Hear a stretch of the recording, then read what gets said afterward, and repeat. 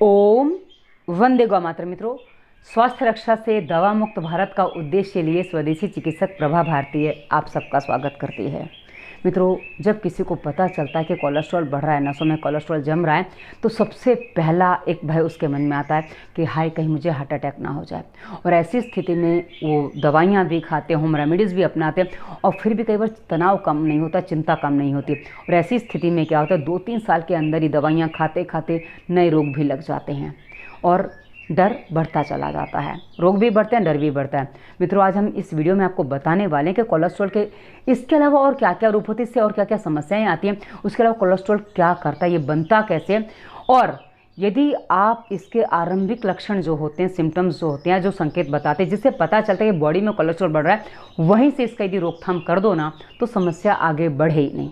इसलिए मित्रों, आयुर्वेद में एक बात कही गई है कि रोग और शत्रु इनको कभी भी छोटा नहीं समझना चाहिए, क्योंकि ये अवसर पाकर कब बड़े और विकराल रूप ले ले पता नहीं चलता और हमारे विनाश का कारण बन जाते हैं। इसलिए छोटे पे समाधान करो। तो इसमें हम आपको पूरी जानकारी देने वाले हैं। यदि आपको समस्या बढ़ भी गई है तो भी आपको समाधान कैसे करना है हम आपको बता देंगे, क्योंकि दवाइयों से समाधान होते तो अभी तक आप ठीक होते नहीं होता, इसलिए आप ठीक नहीं हो पा रहे हो। इसलिए कृपा करके हमारे सभी निर्देशों को ध्यान से सुनिएगा, निर्देशित सभी वीडियो देखिएगा, तो आपको इस समस्या से जड़ से समाधान मिल जाएगा। अब आपको बता दूं सबसे पहले कि हमारे शरीर में काम क्या करते हैं, निर्माण कैसे, तो कहाँ बनता है। मित्रों, हमारा लीवर जो है ना, हम जो खाते पीते, हम जो सोच विचार रखते हैं ना, उसी आधार पर हमारे लीवर में एक पदार्थ बनता है जिसे लिपिड के नाम से भी जाना जाता है। और ये एक मोम जैसा पदार्थ होता है।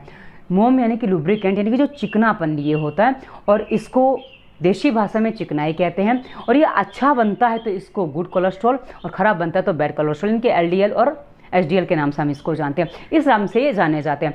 अब होता क्या है मित्रों, यदि एलडीएल मतलब लो डेंसिटी कोलेस्ट्रॉल बना, यानी कि जो खराब कोलेस्ट्रॉल बनता है, वही हमारे शरीर के लिए हानिकारक होता है। जब अच्छा कोलेस्ट्रॉल बनता है ना मित्रों, ये हमारे शरीर में क्या करता है कि हमारे शरीर के जोड़ों को, हमारे सभी अंगों को फ्लेक्सिबल बना के रखता है। जैसे हम मूवमेंट करते हैं, चबाते हैं, बोलते हैं, जो सब हिलता है ना, उंगलियां मूवमेंट करिए, हमारे फेफड़े जो सांस लेते हैं, जो फूलते हैं, जो पिचकते हैं, ये सब जो है ना मित्रों, इनमें फ्लेक्सिबिलिटी चाहिए। और फ्लेक्सिबिलिटी तभी आएगी जब ये मोम जैसा पदार्थ है, चिकनापन सही तरीके से काम करेगा।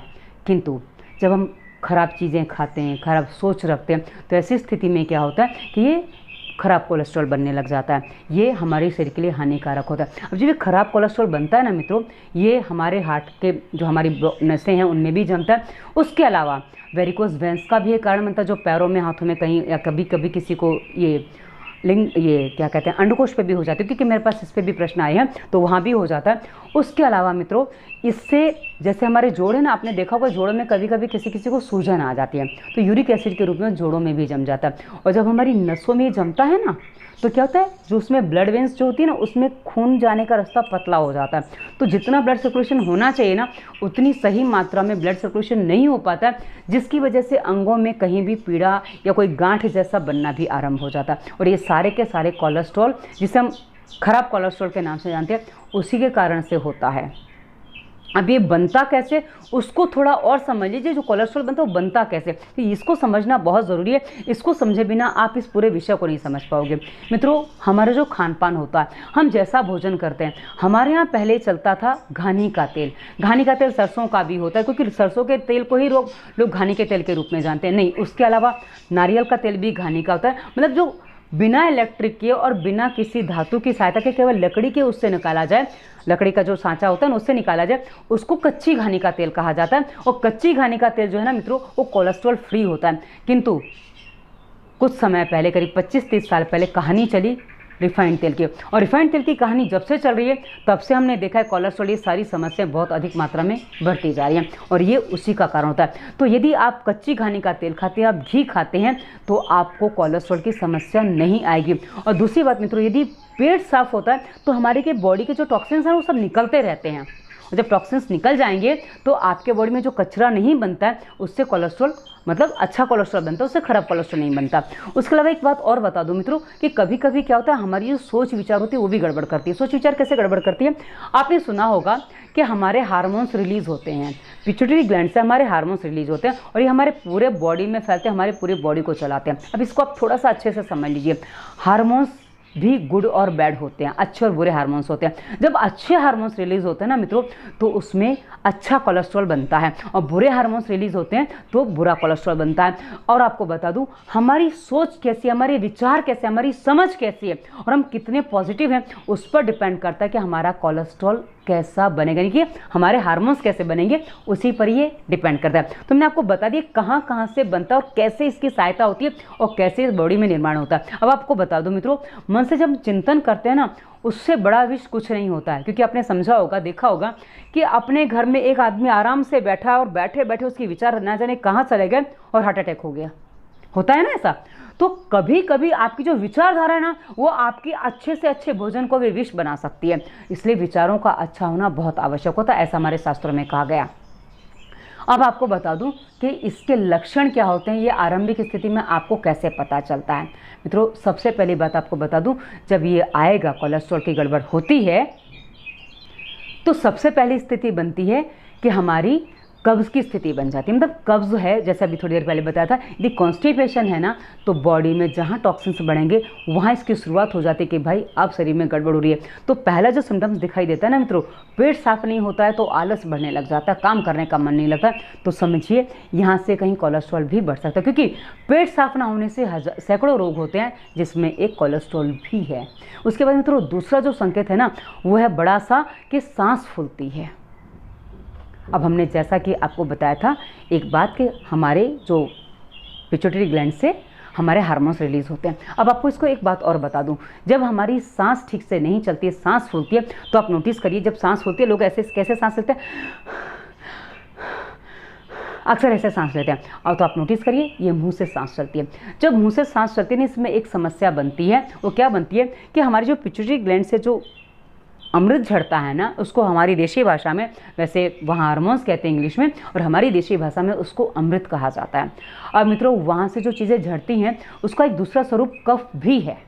कफ जो है ना, वो उसी का स्वरूप है। अब कफ जब विकृत होता है तो हमारी नस नाड़ियों में जमता है, क्योंकि हमारी भारतीय भाषा में उसको कफ पित्तवात, आपने सुना होगा, 3 कहे जाते हैं, कफ पित्तवात। तो जो कफ होता है ना, वो हमारे यहाँ से झड़ता है। आपको डॉक्टर ने या कहीं आपको पता होगा कि कफ गले में बनता है, किसी को पता है कफ फेफड़ों में बनता है, पर यहाँ कफ नहीं बनता है, कफ हमारे ऊपर से आता है। यहाँ से आप देखिए, ऐसे करिए तो आपको पता चलेगा ऊपर से कुछ आ रहा है, या जब आप रोते हो तो आपको साफ पता चलता है कि ऊपर से कुछ गिर रहा है। गले से नहीं आता, ऊपर से आता है, और फेफड़ों से ऊपर कुछ नहीं आएगा। वो जब खांसते हैं, कुछ होता है, छींकते हैं, तभी बाहर आता है। पर हाँ, जब आप रोते हो तो जो आता है वो ऊपर से आता है। मित्रों, वही कफ होता है। जब वो कफ होता है ना, यदि उसको नाक से चलने वाली सांस मिलती है तो उसको शुद्ध प्राणवायु मिलती है, और जब मुँह से चलने वाली सांस मिलती है तो दूषित वायु मिलती है। और वो जब हमारे शरीर के अंदर जाती है, क्योंकि वो सीधा हमारे जब उतरता है तो सीधा हमारे गले के माध्यम से पेट में जाता है, पर वो अपने फॉर्म में होता है। यदि अच्छे फॉर्म में है तो हमारे बॉडी को लुब्रिकेंट करता है, और खराब फॉर्म में है तो वो उसको दूषित कर देता है। यानी कि नाक से सांस चलेगी तो वो उसको अच्छा बनाएगा, और मुंह से सांस चलेगी तो उसको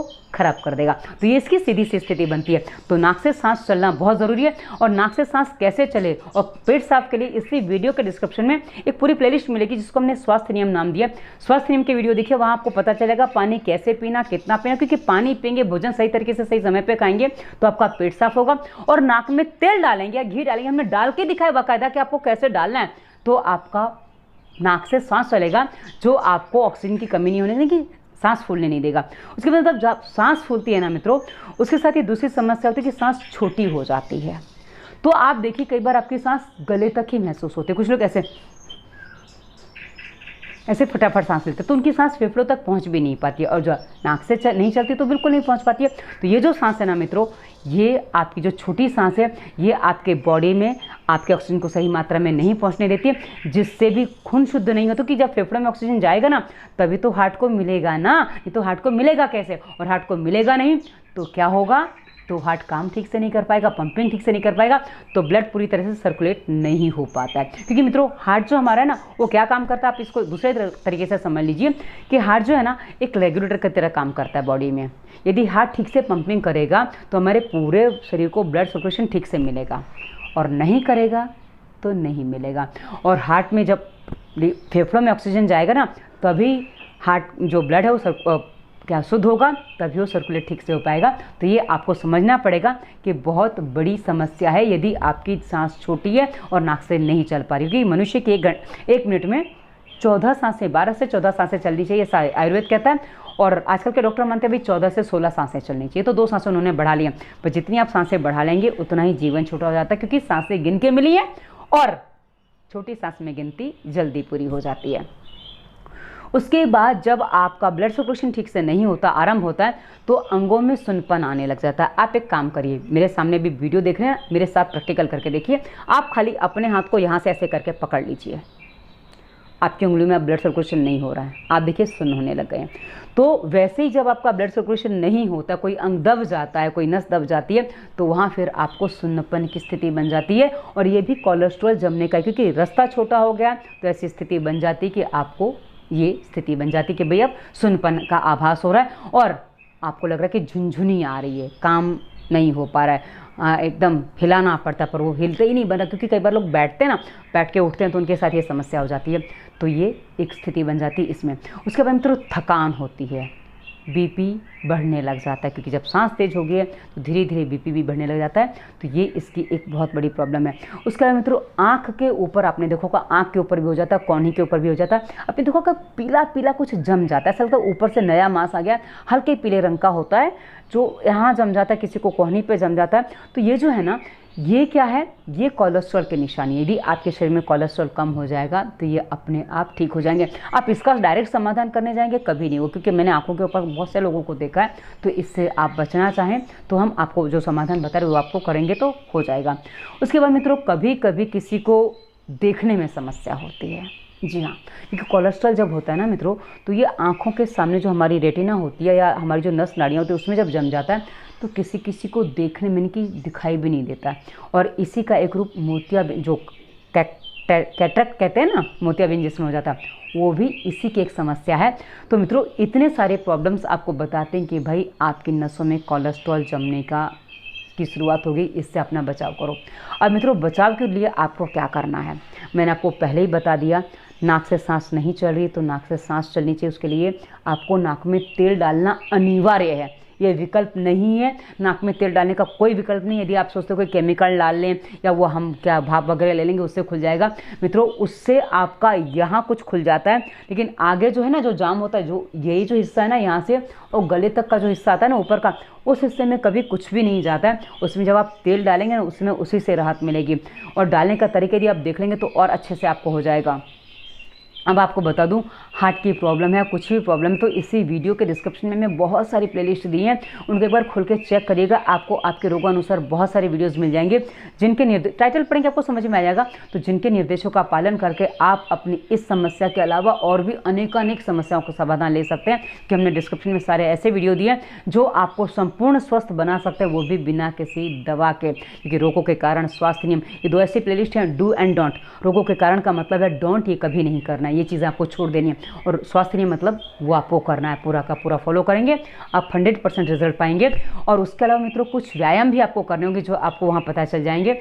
और आगे हमने इंस्टाग्राम फेसबुक का लिंक दिया जहाँ बहुत सारे मोटिवेशनल थॉट्स देते हैं जो आपको जीवन जीने में, आपको स्वस्थ रहने में आपकी सहायता करते हैं। आप हमें वहाँ फॉलो भी कर सकते हैं, क्योंकि कई बार कुछ लोग सोचते हैं कि भाई वीडियो पर प्रश्न करेंगे, कोई अपना देखेगा तो उसको कैसा लगेगा, हम नहीं बता सकते।